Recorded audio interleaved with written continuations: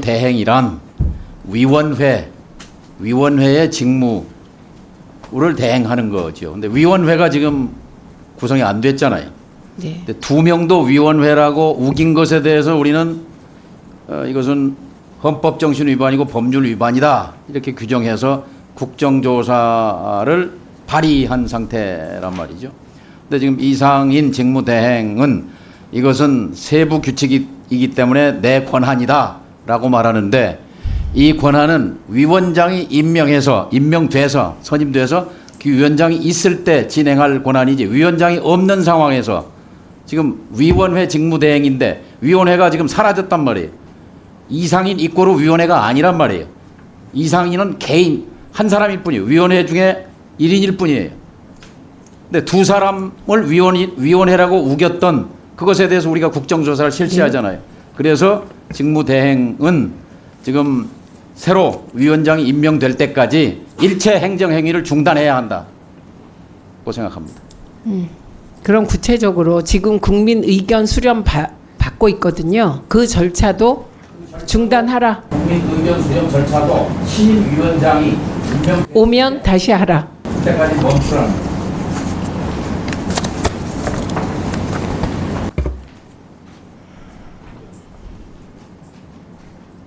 이상인 직무대행께서는 지금 방송통신위원회가 사고 상태잖아요. 이 사고 상태에서 이 중요한 공영방송 이사 선임 절차를 진행하는 건 대단히 무리하게 보입니다. 그래서 오늘 돌아가셔서 조성은 처장 그리고 김영관 기획조정관 돌아가셔서 6월 28일 속기록 빨리 제출해 주시고요. 그리고 지금 말씀들을 하고 계신 대로 일체의 중요 행정 행위는 중단해 주시기 바랍니다.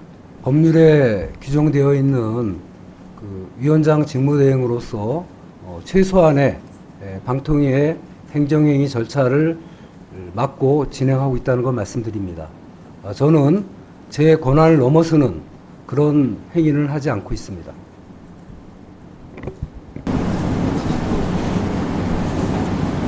지금 방송통신위원회가 저기 2분 드리세요. 이상인 직무대행만 있을 뿐이죠. 위원회가 없어요. 안건에 대한 심의 의결을 할 수 없는 상태이고 그런 부분들은 잘 알고 있습니다. 얼마 안 있으면 신임 위원장이 올 것 아닙니까? 그때까지 기다려야 하는 거지요. 왜 직무대행 혼자만 남아있는 직무대행이 이 중대한 공영방송 이사 선임 절차를 밀어붙이는 겁니까? 무슨 권한이에요? 권한이 없잖아요. 이상인 이꼬르 방통위원회입니까? 6월 28일 위원회에서 결정된 사안에 대해서 당연히 수반되는 절차 진행만 하고 있을 뿐입니다. 당연히 수반되는 게 아니라 그 구체적인 것이 본질이에요. 이 국민 여론 수렴 신임 위원장이 하면 돼요. 또 이 전과 조회, 이 신상 조회, 결격 사유 이거 신임 위원장이 하면 돼요. 왜 이상인 이꼬르 방통위가 아니에요. 이상인은 이상인 직무대행일 뿐이고 위원회는 없는 거예요. 중단하세요. 아니, 왜 밀어붙이는 거예요? 끝나고 저는 밀어붙이지 않습니다. 제 애꿎은 공무원들은 직무대행이니까 지침을 주고 명령하면 따를 수밖에 없겠죠. 그렇지만 국정조사를 통해서 이것이 명백히 위법과 불법이 확인되면 애꿎은 공무원들만 불이익 처벌받는 거 아니에요. 위원님 중단하세요. 말씀 저도 생각해 보겠습니다만 저도 법률가고 저도 위법하든가 불법적인 그런 행동을 하지 않아 왔고 앞으로도 그렇게 할 생각이 없습니다. 법률가라고 그러니까 묻겠습니다. 자, 한 사람이 있는 위원회가 있습니까? 합의제 기구가 한 사람이 남았는데 그게 위원회예요? 방송통신위원회가 지금 있습니까? 위원회의 직무대행이긴 하지만 행정적인 절차만 하고 있는 것뿐입니다. 직무대행만 있는 거지 위원회는 의결 없어요. 사항 자체는 제가 거듭 말씀드리지만 그 부분은 새로 그 위원장이나 다른 상임위원이 오면은 그때 심의 의결할 생각을 갖고 있습니다. 중단하세요. 그리고 위원장이 올 때까지 멈추시기 바랍니다. 신임 위원장이 와도 하면 안 되죠.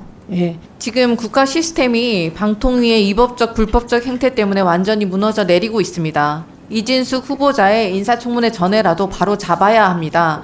저희 의원실에서 2인 체제로 유지하는 것 자체의 위법성 관련해서 법률 자문을 누가 어떻게 했는지 자료 제출 요구했습니다. 근데 이상인 직무대행이 로펌명 등에 대한 자료 제출을 거부하라고 실무자에게 직접 지시했다고 합니다. 게다가 해당 로펌들이 전부 이상인 부위원장이 찍어준 그 로펌이라고 합니다. 아시겠지만 판사 출신인 이상인 부위원장이 자기가 원하는 대로 이렇게 마사지 할 수 있는 곳에 법률 자문 맡긴 거 아니겠습니까?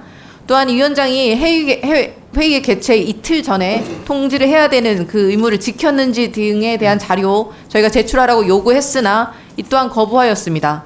국회에 적법한 자료 제출 요구를 특별한 사유 없이 거부할 수 없다는 것이 헌법 정신이자 국회 증언 감정법의 취지라고 알고 있습니다.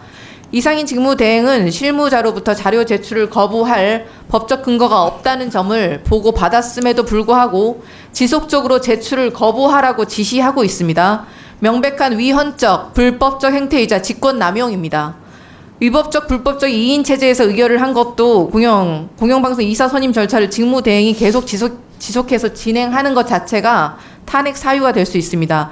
여기에 더해서 직권남용 범죄를 저지르고 있는 이상인 직무대행이 범죄를 계속 반복한다면 과방위 위원님들 차원에서 고발 조치와 탄핵 추진이 이루어져야 한다고 강력히 요청드리는 바입니다. 이상입니다. 네, 잘 들었습니다. 노정면 위원님 발언해 주시죠. 네, 이상인 직무대행의 답변이 본인은 법을 지키고 있다고 하는데 아까 말씀하신 부분에서도 벌써 거짓이 드러나요. 2021년 그 의결 내용을 준용했다고 하는데 2021년에는요. 제가 지금 의결 서류를 지금 보면서 말씀드립니다. 7월 말에 국민의견 수렴, 8월 초에 후보자 결격 사유 확인 및 후보자 선정, 방통위 의결 대상, 8월 중순 박문진 이사 감사 선임, 방통위 의결 이렇게 구체적인 일정표가 있었습니다. 근데 이번에는 그냥 국민의견 수렴, 결격 사유 확인 및 후보자 선정 이거 끝이에요. 이래놓고 혼자 일정 다 잡았어요. 금방 들통난 거짓말을 이렇게 뻔뻔스럽게 이 상임위원 다 농락하고 그러고도 법률가 출신이에요? 위원장님 확인해 주십시오. 후보자 선정 일정 나와 있는지 이것은 위원회 의결 대상인지 그리고 후보자 선정 의결과 선임 의결 사이에 어떤 절차를 밟을 것인지 지금 이 자리에서 확인해야 합니다.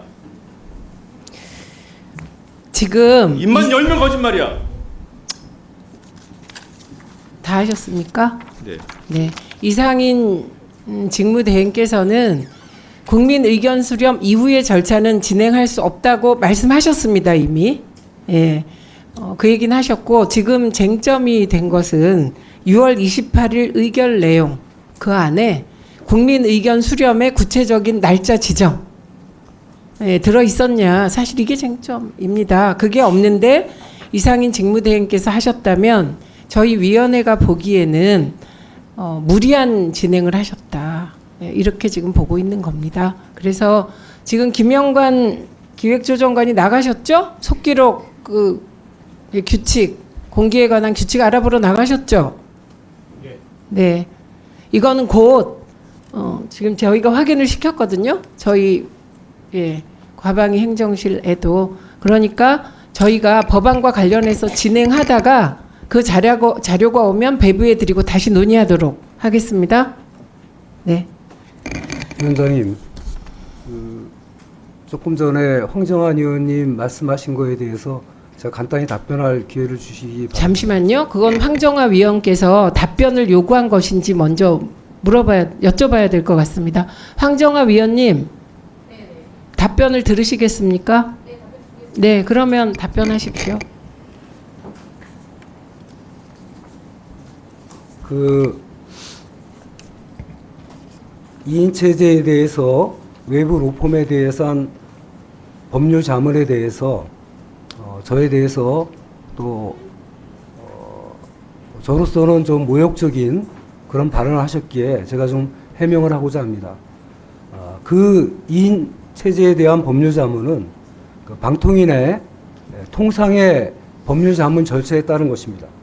저는 그 두 개의 로펌이 어디 선정됐는지 그 담당 변호사 전혀 알지 못합니다. 다만 이 방통위는 황정화 의원님 그 자료 요청 요구에 대해서 국회의 협조 차원에서 저희가 그 부분에 대한 로펌의 이름과 담당 변호사 이름을 가리고 나머지 내용은 저희가 제공해 드렸습니다. 그 변호사법 26조에 따르면 변호사도 그 직무상 알게 된 클라이언트에 관한 비밀을 누수해서는 안 되는 그런 비밀 유지 의무가 있고 그 규정 취지에 비춰 의뢰인 역시 이 변호사에 대해서 그런 자문, 변론 내용에 관한 그런 부분들이 외부에 공개하는 게 어렵다는 그런 해석이 통설입니다. 다만 조금 전에 말씀드린 대로 그 정도 제공했는데 그걸 넘어서서 로펌 이름과 그 다음에 구체적인 담당 변호사의 이름까지 요구하시는 거는 저희로서는 굉장히 어려운 일이라는 걸 말씀드리고 그리고 저와 그 로펌이라든가 담당 변호사에 대한 그 말씀은 황 의원님께서 저에 대한 어떻게 보면 좀 전혀 아니다 그 말씀드립니다.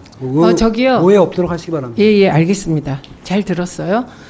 제가 보기에는 행정행위의 투명성은 높일수록 좋아요.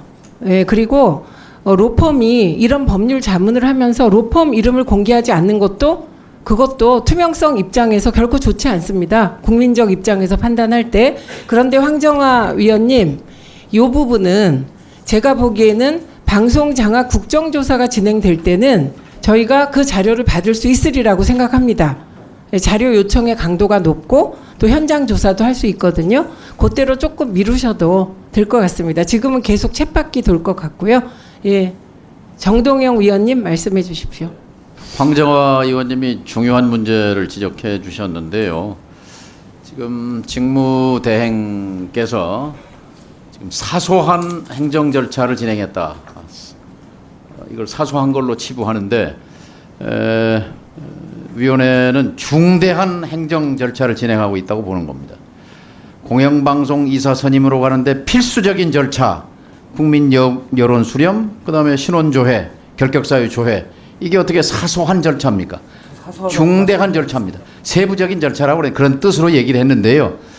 따라서 직무대행으로서 이거를 지금 중단하라고 요구를 했음에도 불구하고 거기에 대해서 그럴 뜻이 전혀 없는 것으로 보이는데 계속 이런 위법적인 불법적인 행정행위를 중대한 행정행위를 계속할 경우에 위원회의 이름으로 탄핵을 적극 검토해야 한다고 생각합니다.